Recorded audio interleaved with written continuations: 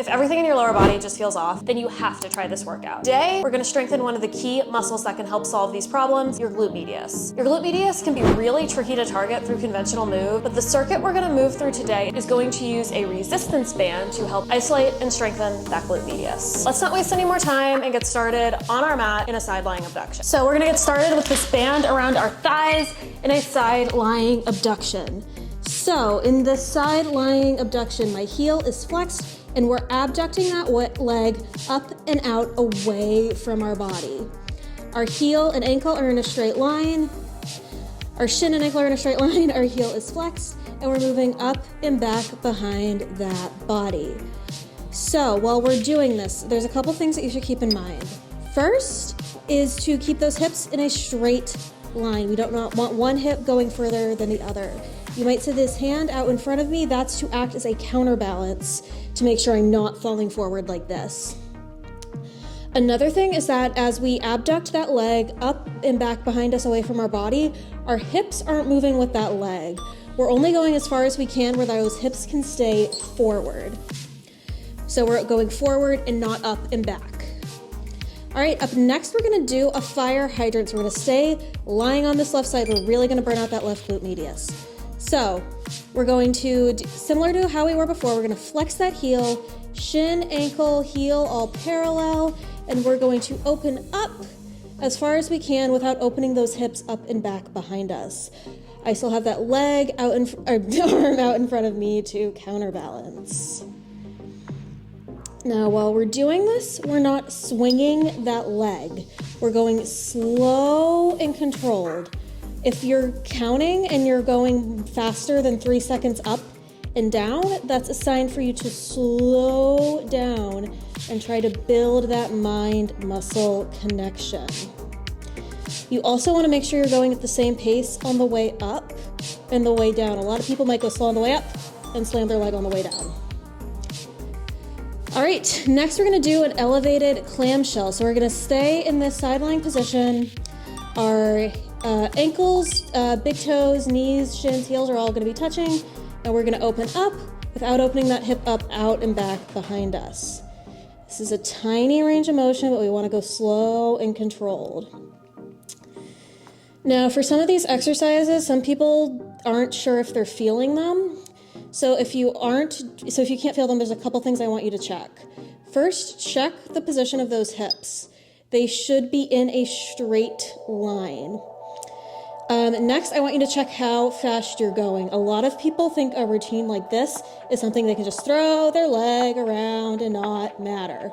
But instead, what you really want to do is go slow and controlled and really make sure you're pushing out into that band as you do it. This will get more difficult the more you push out into that band. All right, up next we're going to do a hot potato. So we're gonna start with that leg straight, flex that heel, we're gonna tap back behind us, and then back to center, up and in the front. So back, center, back, and in the front. So we're attacking that side glute from multiple angles here. And it's like the ground's a hot potato. We can only stay there for so long before we go up and back behind us. Up and back. So while we're going up and back, our hips are not falling with us here as well. We're tapping, going up to the center and abducting back behind us. Your core should be working here too as well to help keep those hips in a straight line. This isn't necessarily something like a crunch, but being able for your core to stop the additional movement here is also something where it's working. All right, next we're on our final exercise on this left side, and we get to repeat it all on the right side, which is a side plank plus a leg lift. So I'm pressing up into a side plank, my hips are in a straight line, and we're going to lift that leg up and down. I'm flexing that heel, that shin is parallel with my body, and we're still going up and down, same pace. If you can go 1, 2, 3, 1, 2, 3, if you can even make that 1, 2, 3, 4, even better. In the side plank, I'm squeezing my shoulders down and back together. I'm making sure my shoulders aren't creeping up towards that ear, and I'm trying to keep those ribs tucked into my hips so my pelvis stays in alignment. So this becomes a core and glute exercise rather than a lower back and side lower back exercise. All right, we have less than 10 seconds left. Then we get to do this again. And you know what? It's gonna be even harder on this side because you know what? That right side glute was working to help keep us stable while we were doing all those exercises on our left side. So abduction, heel flexed, shin and ankle parallel, up and back behind that body. Hand is out in front of me to act as a counterbalancing weight here as well. We want to make sure those hips aren't moving with that leg and they're staying still. Okay, remember to inhale, exhale on the bulk of that range of motion. Probably should have said this earlier in the video, but I am using one of the lightest resistance bands I have. You don't need a heavy resistance band for this to be really effective. And what you really want to do is try to push out into that band and go through the safest range of motion for you. The resistance band will make it more difficult the more you move through the range of motion. All right, next we're gonna do those fire hydrants. Do we already feel this right side glute? Because I do. Leave me a comment and let me know if you feel it. All right, so everything's in alignment, heels, shin, ankle, knees. Sometimes I have to tell myself that before I start. And if you need to do that, that's also totally fine. We're lifting up and down.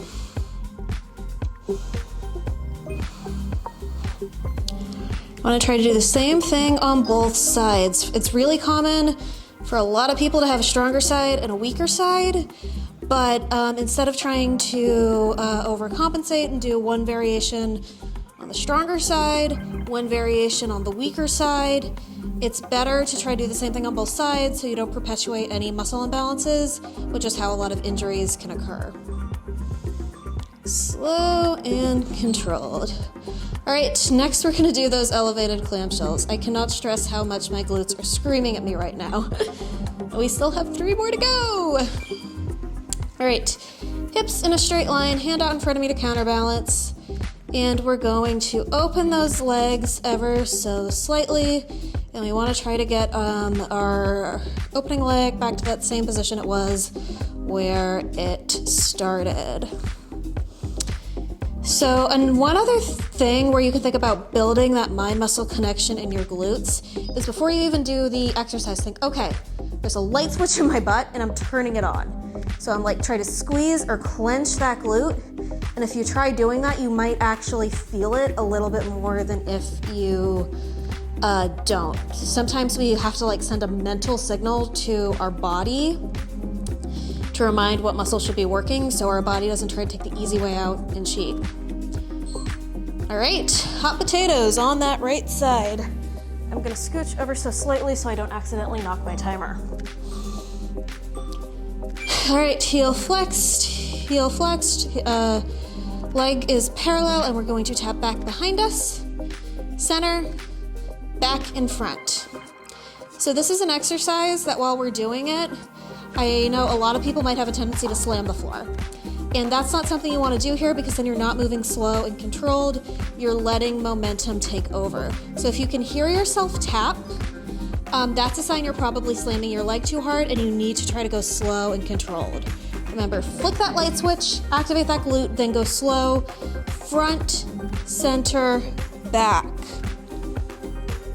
Front, center, back. It's a hot potato. We don't want to spend too much time on that ground. 2, 1. All right. Whew, the glute is screaming at me. So we're on to this final exercise. All right, into that side plank. Shoulder and elbow are in a straight line. Shoulders are down our back and together. We're not letting our shoulders creep up towards our ears. We're keeping that hip in a straight line here as well. And we're lifting our leg up and down, lifting, not slamming. This should be a really apartment-friendly workout. If you have neighbors above you, they should not be able to hear this. Working that glute medius ever so slightly, and we're finding a way to engage that core as well. If you feel this in your back and you need to do a rep like this, also fine. If you just want to do a side lying leg lift and take the side plank out so you can really feel it in that glute medius, that's also fine. Also, every single exercise we did today, the resistance band makes harder, but if you want to do them standalone, that's also great. Woo! All right, great work, everyone. That was a 10-minute routine to really activate that side glute or that glute medius muscle. My glutes are absolutely on fire right now. I can really feel that outer side part of that glute activated. If you wanna go on after this, I'd recommend checking out these videos for an extended cool down and stretch. And if you are a brave soul and wanna do more glute work, I'd recommend checking out these videos. If you like this video and you wanna see more like it, please remember to like, comment, and subscribe. That's one of the most important things you can do with the algorithm. It's one of the most important things you can do to help a small channel like this one grow. Thank you so much for your time. Thank you so much for working out with me, and I'll see you next week.